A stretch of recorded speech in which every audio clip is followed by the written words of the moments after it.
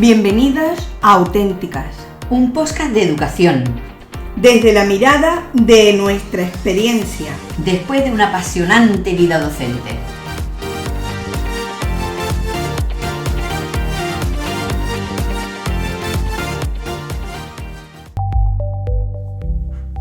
Hola a todos y bienvenidos a este espacio de reflexión y encuentro. Comenzamos nuestro 8º podcast de la segunda temporada. Vamos a hablar de la Semana Santa y hoy tenemos el privilegio de conversar con un fraile franciscano muy especial, cuya sabiduría y cercanía nos iluminarán sobre el significado profundo de la Semana Santa. Prepárense para un diálogo que tocará sus corazones. Pero hay otra sorpresa, lo va a presentar nuestra querida amiga Mercedes Collantes. Adelante, Mercedes. Bueno, pues quiero primero agradecer la oportunidad de poder presentar a Fray Dubán, porque poder hablar de un amigo y del bien que ese amigo hace en mi vida y en la iglesia, pues ya de por sí es un regalo. Dubán Arley Tangarife García nació en Medellín, Colombia, hace 42 años. Es fraile menor de la Orden de San Francisco de Asís. Diría que sin duda, buen hijo de San Francisco, porque como él, y como habéis dicho, es sencillo, humilde, cercano, sobre todo un hombre enamorado del Señor. También, como su padre San Francisco, deseoso de reconstruir su iglesia. Es sacerdote y es un apasionado buscador de la verdad, buscador del Señor, en los acontecimientos de la vida, pero sobre todo en la palabra de Dios, ya que es licenciado en Sagradas Escrituras, en el Bíblico, en Roma, una de las más prestigiosas universidades del mundo en esta materia, ayudando en el día a día a desgranar la palabra a cientos de personas a través de diversas redes sociales. Actualmente está cursando su tesis doctoral sobre un aspecto concreto del libro del Apocalipsis. Y termino diciendo una cosa que para él también es muy importante, que es cofrade. Hermano del Amor Despojado de Cádiz, continuo estudioso de las hermandades y cofradías ya de casi toda Andalucía. Y, por último, pues que tengo la suerte de que el Señor me permita ser buscadora junto a Él en el camino de la vida. Buenas tardes, Dubán. Bueno, ¿Dubán o Fray Dubán? Pues yo soy Dubán desde el día de mi bautismo. Muy bien, pues empezamos por la primera. ¿Por qué la Semana Santa es tan importante para los cristianos? Ok, pues en primer lugar, muchas gracias por invitarme y muchas gracias por las palabras de presentación. Mientras escuchaba a Mercedes me preguntaba quién estaba hablando. Y para mí es un honor estar acá y hablar de algo que como cristiano a mí me apasiona, que es la Semana Santa. La primera pregunta que me haces es difícil y muy compleja. ¿Por qué para un cristiano es tan importante la Semana Santa? Primero, es muy compleja porque cuando uno tiene que pensar a por qué para un cristiano, tendría que empezar a pensar que es un cristiano. Y somos 1.000 millones de personas, entonces somos una realidad complejísima, dividida en tantísimas iglesias y que atravesamos 2.000 años de historia. Entonces no es lo mismo decir por qué era importante la Semana Santa para los cristianos del siglo II a del siglo XXI. Porque es importante la Semana Santa celebrada en China que en España. O en España no es lo mismo para un cristiano de, no sé, de San Sebastián en el País Vasco que de Sevilla. Entonces seguramente no hay una respuesta muy concreta ni clara. Se me ocurre dos cosas. La primera, pensar en un cristiano ideal, en el cristiano en el aire, que no está concretizado en una realidad histórica ni geográfica, para poder pensar por qué para un cristiano, en cualquier momento del tiempo o de la historia, si es cristiano realmente, es importante la Semana Santa.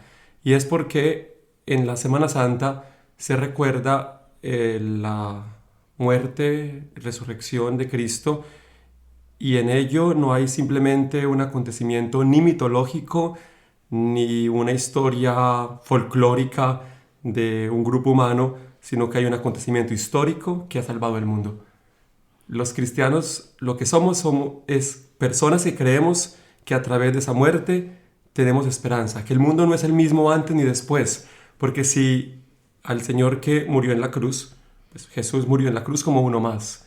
En estos días hablaba con algunos amigos sobre las crucifixiones del Imperio Romano.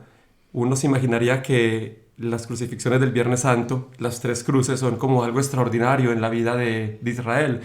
Sin embargo, cuando Jesús tenía 10 años en Séforis, que queda a 6 kilómetros de Nazaret, el procurador romano de la época crucificó a 2000 de un solo tiro, o sea, de una vez. Así que las cruces para un judío eran las cosas más normales. Todos los días habían crucificados, como para...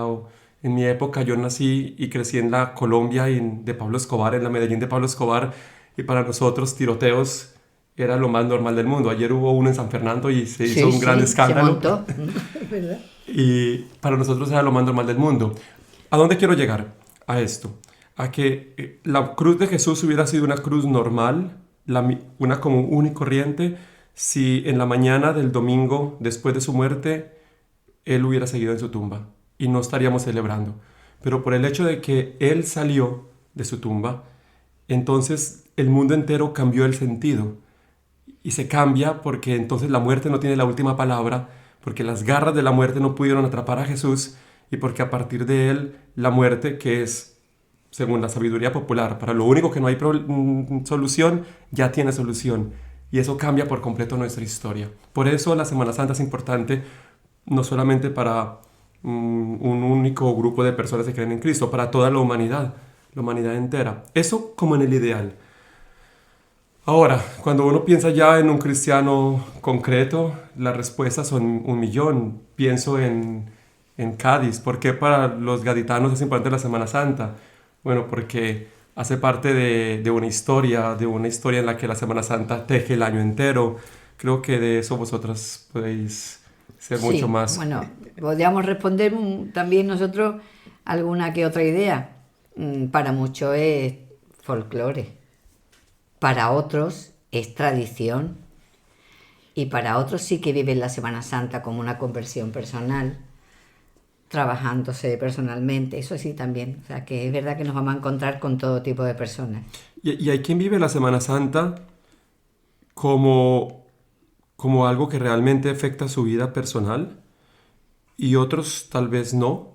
Y sin embargo, aunque uno podría hacer como un poco el fariseo y juzgar a los que solamente van a Semana Santa una vez al año y basta y no vuelven a tocar la iglesia, sin embargo, cada historia, cada persona tiene un tejido de recuerdos, de sensibilidades.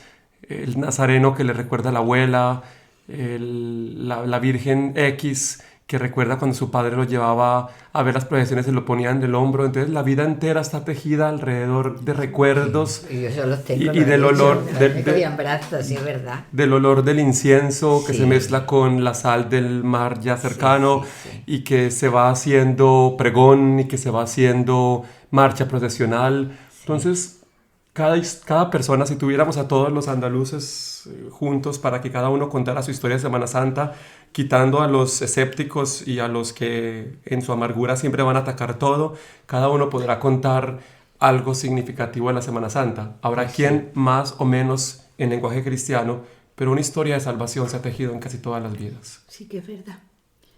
Lleva razón. Que lleva razón. Que es verdad que cuando tú ves a la gente viendo las procesiones, ves a las personas que están viendo la procesión, algunos son devotos, y algunos son personas que lo sienten, pero hasta el que no lo siente, se para y mira al Cristo. Y yo siempre observo a los que miran al Cristo, a la Virgen, personas que yo no he conocido nunca, ni visto nunca, pero sin embargo yo digo, en este momento está hablando con Él. Y ese momento de encuentro, aunque solo sea una vez al año, o una vez en la iglesia, es un momento bueno, y es un momento bueno para esa persona. Yo creo que el Señor también estará contento con eso, ¿no te parece? Pues sí, seguro. Seguramente Mercedes recordará al joven que le lloraba en el cabello por detrás viendo entrar la recogida de la Esperanza de Triana en la Magna de diciembre. Ah, sí, y era a las sí. 3 de la mañana y el frío era inmenso. Sí. Y un joven chaval de unos 13 o 14 años le lloraba viendo la Esperanza y le bañaban los cabellos con lágrimas. Sí, es cierto. Yo me acordaba ahora de alguna cosa que además creo que hemos comentado alguna vez, Dubán y yo, que No justificamos, por supuesto, que haya personas que su vida de fe solamente la vivan en Cuaresma, cogidas con pinzas y con su venera colgada, y ya el resto del año viva como si Cristo no existiera. No estoy justificando eso. Pero sí es cierto, y alguna vez lo hemos comentado, que por ejemplo una madre, cuando ve que sus hijos no la visitan, o sus nietos, por supuesto que le gustaría que viniera, vamos a poner todos los domingos a merendar, pero si viene una vez al año por su cumpleaños, para esa madre prepara ese momento de una manera especial. Le gustaría que fuera más a menudo y no justificamos que esos hijos no vayan a verlo más a menudo, pero ¿cómo estará María cuando hay personas que solamente van a verla en un paso de palio y a lo mejor solo le gritan guapa, pero para esas personas es su único cordón umbilical que continúa existiendo con la Iglesia? Bendito cordón, que tenemos solo además aquí, porque en otros sitios del mundo existe, pero de otra forma, y aquí es algo como muy a flor de piel. Entonces, sin justificar eso, que por supuesto no, pero creo que sí que tenemos que redescubrir que eso sigue siendo una forma en que Cristo sigue actuando y que sigue siendo una forma de atracción. Y sin querer extenderme mucho más, y aquí, por supuesto, aquí el protagonista es Dubán.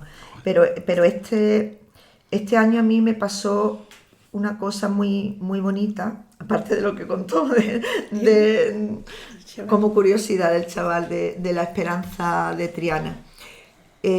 Yo, bueno, soy catequista de adultos no bautizados. Es un regalazo eso, tremendo. Pues las 3 chicas que, si Dios quiere, se van a bautizar ahora en la Vigilia Pascual con nuestro obispo, las 3 vienen de un grupo joven de una cofradía. Sus padres no la bautizaron de pequeño, porque ahora está como muy de moda, ya elige cuando sea mayor. Y las 3 han pedido el bautismo a raíz de encontrarse con Cristo en una cofradía. Entonces a mí, una vez que me ha pasado esto, que yo era muy escéptica, a mí el Señor me ha puesto en mi sitio, como diciendo, yo actúo como quiera, con quien quiera. Cuando quiero. Y cuando quiero. Bien, la segunda pregunta. ¿Cómo explicarle a un joven de hoy que la pasión, muerte y resurrección de Jesús sigue siendo relevante en el 2025? Relevante siempre. O sea, la pasión y resurrección de Cristo tiene una importancia atemporal. Entonces, como se le explicaba a todos los jóvenes de todas las épocas, si retrocedemos 1000 años, seguramente hubo un reto de explicar a los jóvenes de hace 1000 años el misterio pascual. Creo yo que lo que es común a todos los jóvenes de hoy y de hace 1000 años es la necesidad de tener referentes. Los jóvenes buscan referentes y los buscan en los influencers. Nuestra generación, la generación que nos tocó a nosotros cuando crecíamos, eran los grupos de rock y otro tipo de influencers, pero siempre necesitamos influencers. Necesitamos a alguien que marque la vida y a quien mirar. Por eso las habitaciones de los jóvenes, yo no sé hoy porque, salvo mis 2 sobrinos adolescentes, no conozco muchas, pero estaban llenas o están llenas de afiches y de imágenes de referentes a los que ver, uno. Y la segunda, los jóvenes son personas que buscan algo que les dé un sentido y el mundo les ofrece muchos. Entonces, entre la inmensa propuesta de sentidos y de significados y de referentes que hay, la Iglesia ha propuesto por 2000 años a Jesucristo. O sea, Jesucristo es la propuesta y nosotros tenemos un plus, que es que esta propuesta y este referente es absoluto. Es decir, no vence con el tiempo, no es simplemente el referente por un tiempo ni una etapa de mi vida, sino que es para siempre. El problema es que esto no puede ser a través de un discurso. Los discursos normalmente no llegan a los jóvenes, llega la vida. Pero a los jóvenes de hoy y a los de ayer. Pensaba, por ejemplo, en los cristianos de los primeros siglos. Cómo los cristianos jóvenes, muchos de ellos jovencísimos, lograron comprender a Jesucristo como el absoluto y cómo lograron encontrarse con Él y encontrar el sentido de la Pascua por el testimonio de los mártires. Tertuliano decía que la sangre de los mártires era semilla de cristianos. El Imperio Romano intentó acabar con el cristianismo, pero mientras más mataban, más cristianos había. Cuando se preguntaron cómo es posible que hicieran esto, miraban que la vida de los mártires dejaba a la gente como, wow, ¿qué pasó aquí? Y eso implicaba que hubiese más cristianos. Eso no es simplemente de hace 1700 años, es de toda la existencia. Cuando uno se encuentra con un cristiano auténtico, uno quiere ser un cristiano auténtico. Entonces la pregunta, ¿cómo explicarle a un joven? Yo explicarle no tengo idea.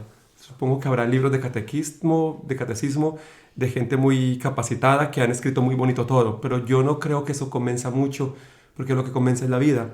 Cuando uno se pone a pensar en la vida de unos de esos jóvenes, dentro de poco, dentro de 2 semanas, se canonizará en Roma a Carlo Acutis. Sí. Es un ejemplo entre tantísimos. Hoy me hablaban de un niño de Málaga que cuenta la misma historia. Jóvenes con cáncer, jóvenes que han tenido que padecer a través de grandes pruebas y que han encontrado en Jesús una historia de amor. Han encontrado en Jesús un sentido para sus vidas y para sus dificultades. Cuando un joven ve a un joven que hace esto, su vida se transforma. Es por eso que experiencias en la iglesia, muchos distintos tipos de experiencia de movimientos apostólicos que se fundamentan en el testimonio de otros, han sido una respuesta para la juventud actual. Cuando yo escucho lo que Cristo ha hecho por mí, entonces tal vez, o cuando yo escucho lo que Cristo ha hecho por otro, tal vez puedo preguntar y decir, tal vez también lo haga por mí. Es un poco lo de la samaritana. ¿Se acuerdan de la samaritana, capítulo Sí. 4 de San Juan? Se fue a decirle a todos los samaritanos, ¿no será este el Cristo? Los samaritanos fueron, trajeron a Jesús, se quedaron con él 2 días y después le dijeron a la samaritana, ya no creemos por lo que tú nos dijiste, sino por lo que nosotros mismos hemos visto y oído. Así funciona la fe. Alguien te habla, yo miro y creo por lo que yo directamente veo. Muy bien. Pero claro, entonces responde a la pregunta, ¿cómo puede un joven experimentar una conversión real? Pues precisamente mirando a otros, como lo han hecho, En un encuentro. En un encuentro. En comunidad. Benedicto XVI decía que el cristianismo no inicia con una doctrina ni con una idea, sino con el encuentro. Cualquier tipo de conversión es solamente un encuentro. Quien se encuentra con Jesús experimenta la conversión real. Quien no se encuentra con Jesús, todo lo demás puede ser muy bonito, puede que le guste o no le guste más o menos, o elija pedazos. Está el joven que le gusta la Semana Santa, pero no le gusta la misa, o al que le gustan los cantos, pero no le gusta rezar. Y eso está bien, pero nada de estas cosas tendrán un efecto real, será conversión auténtica, si no hay un encuentro con Jesús. Entonces, yo tengo un ahijado de confirmación que le cuesta todo, le cuesta la Eucaristía, le cuesta... Y su padre siempre le dice, es que debes encontrarte con Jesús. Y un día vino él a decirme, yo le creo a mi padre, tengo que encontrarme con él, pero ¿cómo hago para encontrarme? Porque es que yo por más que intente encontrarme no lo encuentro. Que eso es lo que pasa. Sí, Claro. Es que ellos no lo encuentran. Y entonces, Fácil. lo que a mí me queda como certeza es que si el buen pastor busca la oveja perdida y da la vida por ella y se hace todo lo posible por encontrarla, pues no será un pastor terco que a la única oveja que quiere volver se le haga el escurridizo. Uno siempre confía en que este buen pastor está buscándola y encontrará el modo de propicio y adecuado para hacerse sentir. Mientras tanto, hay que seguir dando un buen testimonio para que ese deseo del que quiero encontrar con Jesús no se pierda. La verdad es que para mí acabas de abrir un gran camino a todos. A todos los que tenemos a alrededor todos, de a nosotros. todos. Claro. Estamos escuchando Auténticas. la diferencia que hay entre vivir la Semana Santa como un evento cultural o vivir la Semana Santa como un evento folclórico. ¿Cómo se consigue que eso se puede evitar? Uno tendría que mirar a lo externo y a lo interno. A lo Claro. externo es posible que sea igual, o sea que es muy difícil. Si hay 2 personas que ven pasar al despojado, es posible que una la esté viviendo profundamente y el otro está diciendo, uy, qué guapo va, o qué mejor, qué bien camina, o qué mal camina. Bueno, cada uno dirá lo que piensa. Es difícil saberlo. uno podría pensar un poco que la Semana Santa va mucho más allá de las procesiones, que tenemos una celebración pascual litúrgica y que obviamente están las funciones de Semana Santa y que quien vive la Semana Santa como experiencia de fe, pues no se contentará con ver los pasos, tendrá que orar y tendrá que ir a vivir la vigilia pascual. Pero ni siquiera eso, porque es posible que haya gente que va a vivir la vigilia pascual y lo haga también como parte tradicional, porque hay que ir. Entonces en lo exterior es muy difícil saber cuál es la diferencia. En lo interior es donde todo cambia, porque la gran diferencia entre quien lo vive como algo realmente profundo y quien no es lo que ocurre en el corazón. Entonces podríamos tener A y B, y por una parte A se queda en que bien suena esta banda o que bien se mueve esta virgen, como cuando uno ve una obra de teatro y termina diciendo qué cosa tan bonita y se queda admirado, pero lo mismo No era si hubiera profundiza. ahí hubiera podido ir la estatua de, no sé, de un héroe de la patria y hubiera sido lo mismo. Por otra parte está quien siente devoción, y esta devoción entonces ya es un paso adelante, porque si yo cuando veo la imagen de un Cristo siento devoción y me impulsa a hacer una oración, yo siento que uno tiene que sentir que algo le está diciendo. O sea, el valor grande de ver las procesiones por la calle no es tanto que es patrimonio artístico de España o de Andalucía o de la Iglesia Católica. El valor es que es un evangelio que se está narrando por la calle, que hay evangelistas apócrifos, digámoslo así, que van contando la historia de Jesucristo y van diciendo, esta es la historia de, como les gusta decir a los cofrades, la pasión de Cristo contada por Cádiz. Pues entonces, si es la pasión de Cristo, tiene que tocar el corazón de alguien. Y si toca el corazón, es posible que me mueva ese momentico. El niño que lloraba, no lo conocemos, no sabemos por qué lo hacía, pero el niño que lloraba y algo lo movió. La idea es que esa imagen alguna vez llegara a tocar el corazón de tal manera que pudiera no solamente mover un ratico, sino mover para siempre.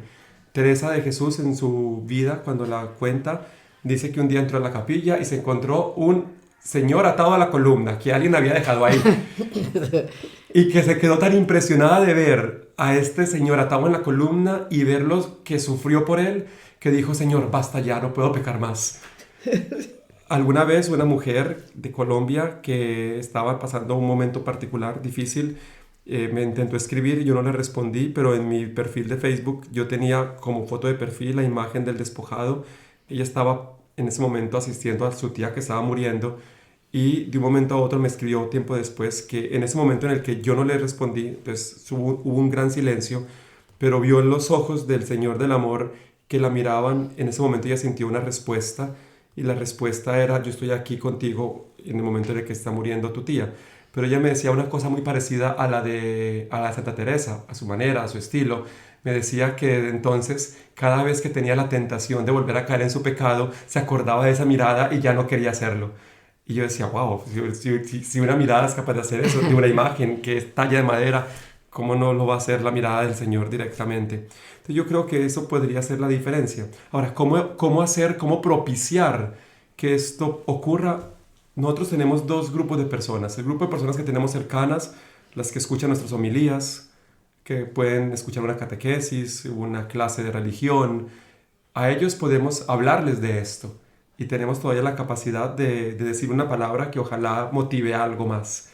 Pero la inmensa mayoría no tenemos la capacidad de decirles nada, porque no nos van a escuchar nunca, nunca van a escuchar un sermón, nunca van a escuchar un podcast, no van a escuchar nunca nada.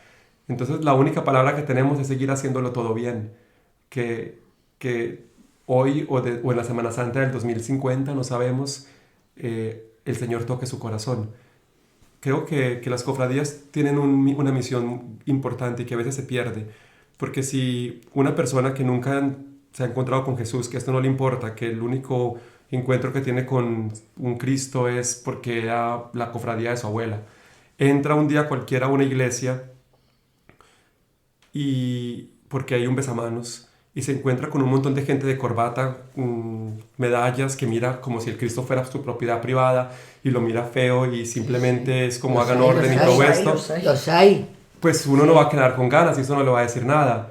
si se encontrara una sonrisa y una acogida, o sea, como bienvenido a casa y ese es tu Señor, es el Señor el que te espera y eso lo podemos hacer como cofradías. Yo creo que ahí, yo sé que no todo el cristianismo de Andalucía es cofrade, hay mucho que no es cofrade, pero la Semana Santa, los protagonistas son las cofradías. Entonces, el ministerio de las cofradías no es simplemente sacar pasos y que suene muy bien, es que la gente conozca a Jesús.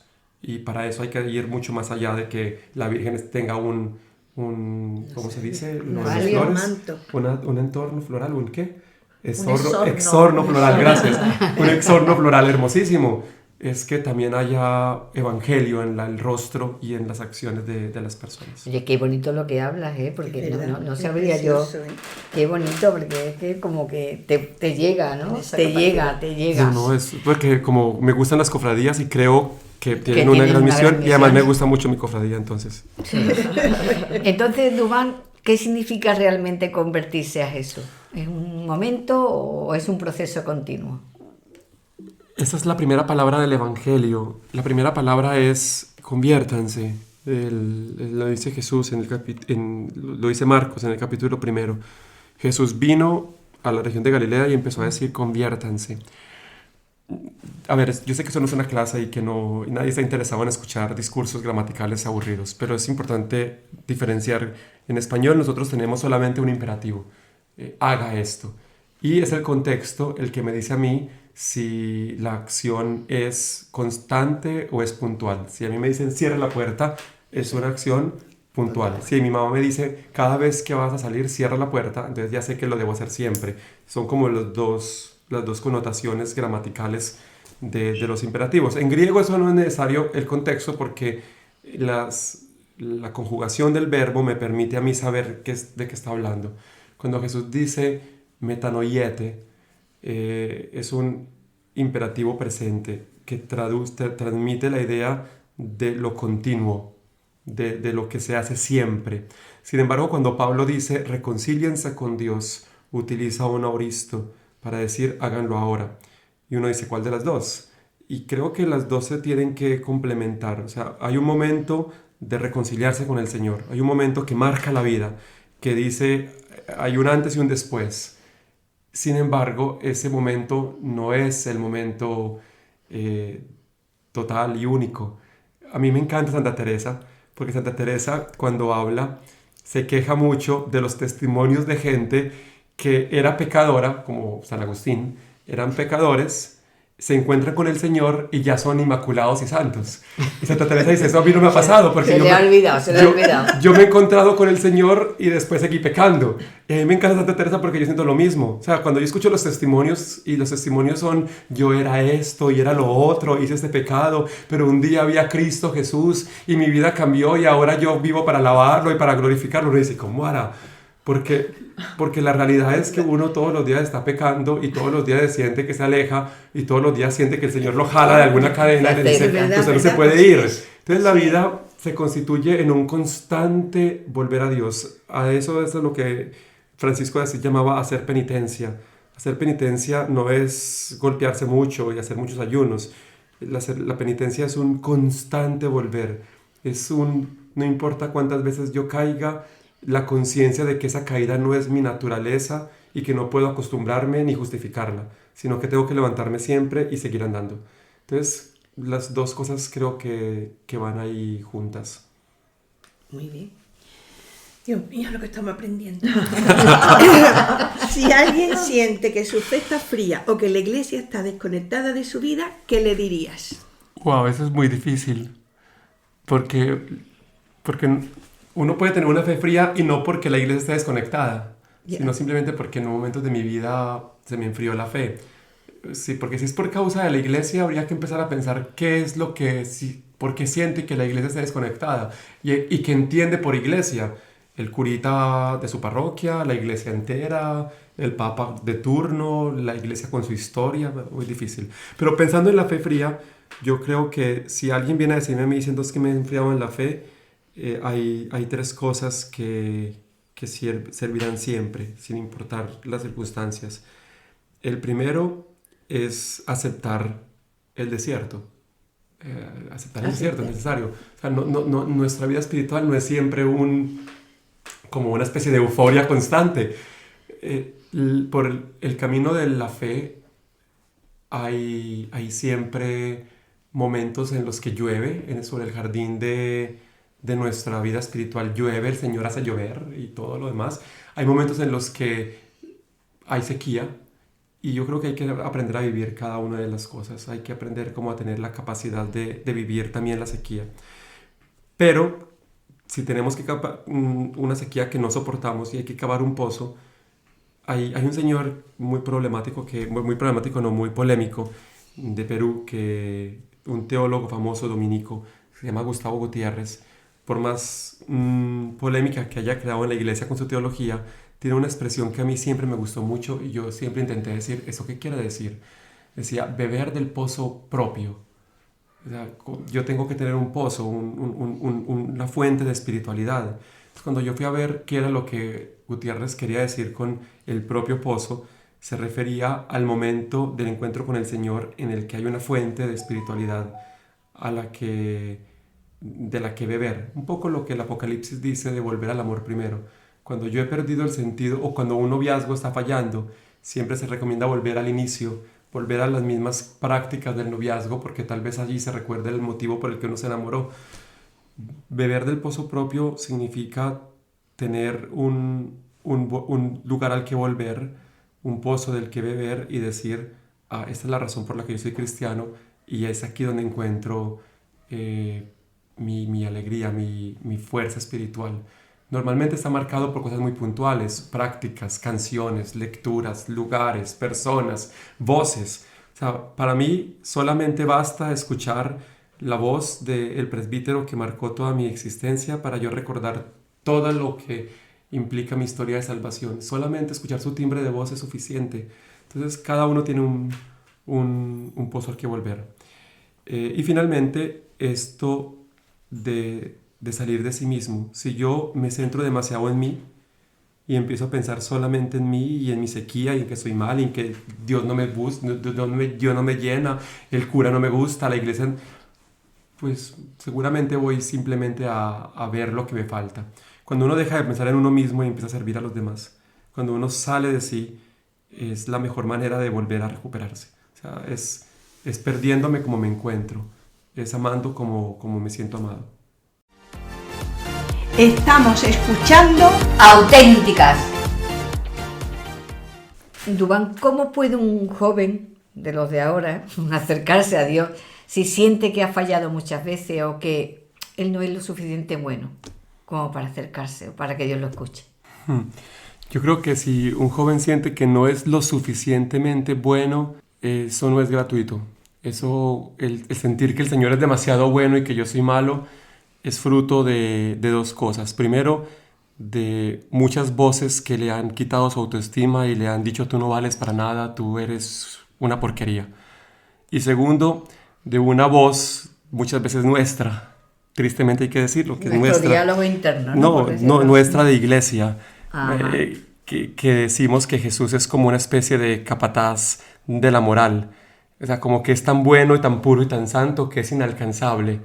Y que es como uno que si no haces esto y no haces lo otro y no haces los otros, no eres digno de estar en su presencia. Muchas veces la imagen de Jesús que nosotros damos es la imagen de una especie de capataz moral que está vigilándote, un poco como lo que hacían antiguamente en algunos seminarios, que era poner en los baños de los jóvenes Dios te ve, como una especie de un Dios, del guardián del orden moral. Entonces, claro, ante esas dos imágenes de un Jesús que es el guardián del orden moral y una voz que te dice tú no vales nada, el joven se va a encontrar indigno ante el Señor. Entonces, lo primero, lo que nos corresponde a nosotros es presentar a un Jesús que en el Evangelio nunca ejerce el rol de juez. Sabe que ese rol le pertenece al Señor y que su mirada es una mirada de amor. O sea, si el Señor viniera en ese momento y tuviera que decir alguna cosa hoy a los jóvenes, yo creo que el Señor le diría lo mismo que a la mujer adúltera. Es de nuevo a una persona que ha sido juzgada, que ha sido mirada como que no vale nada, que ha sido puesta de manifiesto en su pecado. El Señor no la enfrenta con su mirada. De hecho, es muy bonito porque en el Evangelio Jesús desaparece, se agacha, es como si no estuviera, como no me miren a mí, para que cada uno se tenga que confrontar con lo que están pensando y ella no se sienta ni juzgada, ni mirada, ni desnudada. Es una mujer que acaba de ser sorprendida en adulterio, lo más probable es que esté desnuda, cubierta quién sabe por una sábana, y Jesús no la pone en evidencia ante la mirada de sus jueces. Él desaparece, se agacha. Y cuando ya todos se han ido, Jesús le dice: nadie te ha condenado, yo tampoco. Y ese es el mensaje de Jesús. Después siguen palabras que están en el Evangelio, pero que a mí me parece que se abusa de esas palabras de Jesús, porque Jesús le dice: vete y en adelante no peques. Cada vez que yo escucho la palabra de yo tampoco te condeno, aparece algún moralista diciendo: sí, pero dijo que tampoco puede volver a pecar. De nuevo, lo de Santa Teresa, o sea, gente que cree que porque ya se encontró con el Señor no va a volver a pecar. Y el Señor no le amenaza ni le dice: si sigues pecando, entonces ahora sí te voy a condenar. Lo que Jesús hace es darle la posibilidad de vuelve a empezar. En adelante no peques más, es decir, como no te condené, eres libre. Vuelve a empezar. Inicia de nuevo, o sea, se te da una nueva posibilidad, porque es que esta mujer le iban a apedrear.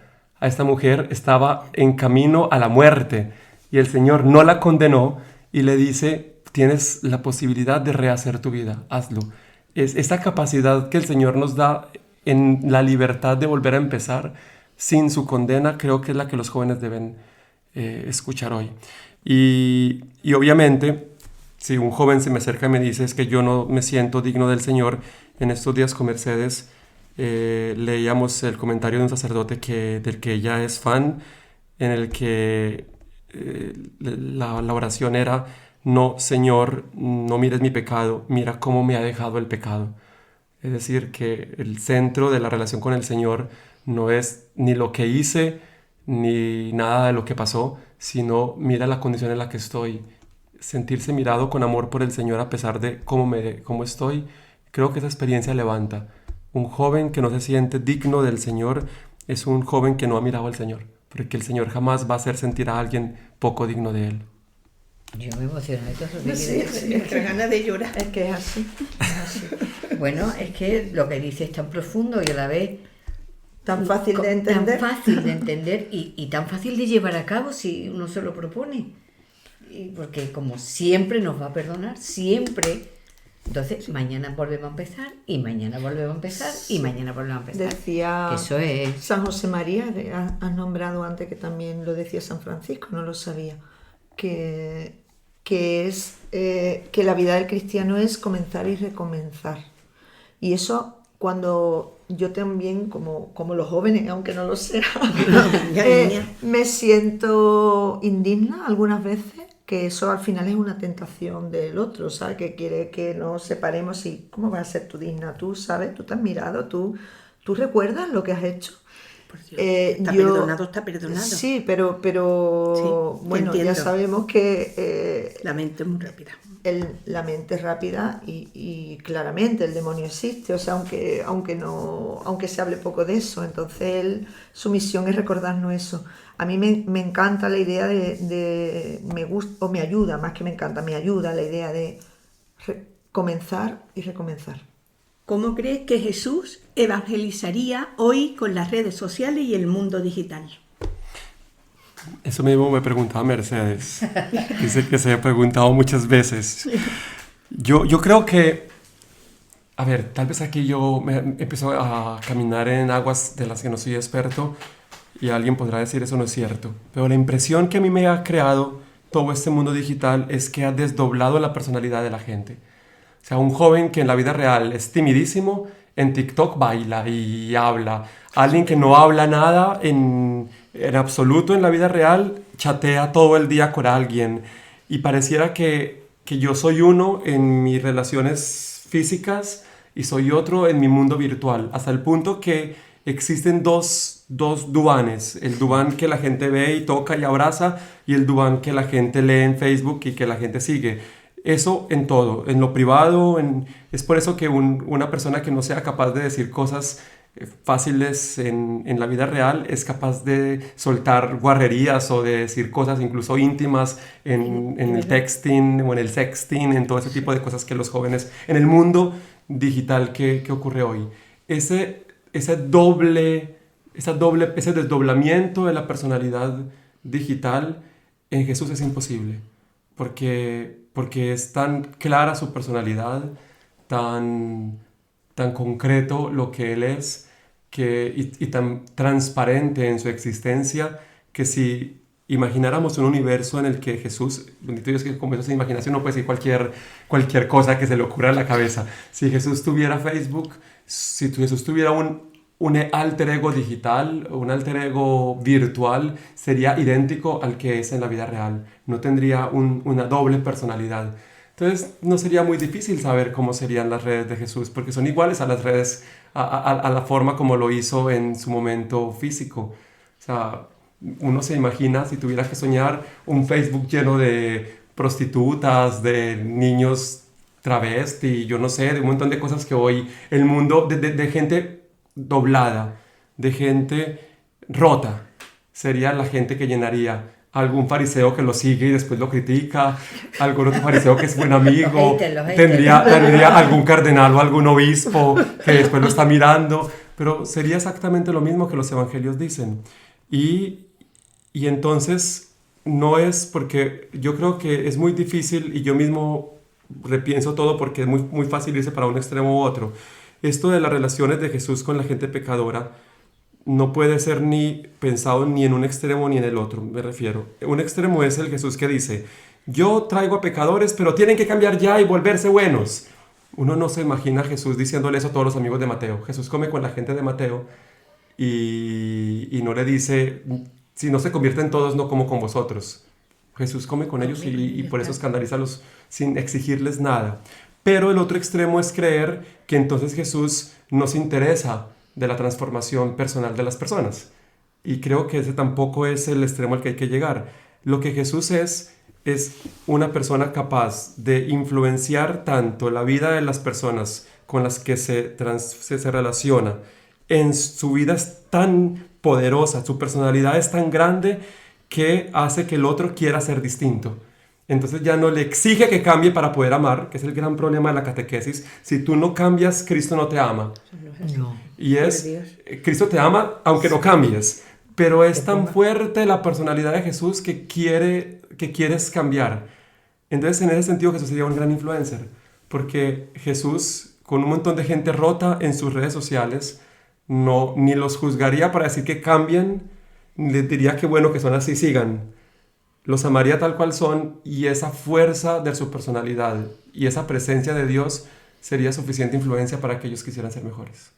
Nada, que nos va a querer, nos pongamos o nos pongamos, que nos va a querer siempre. Quiere siempre, además, de verdad.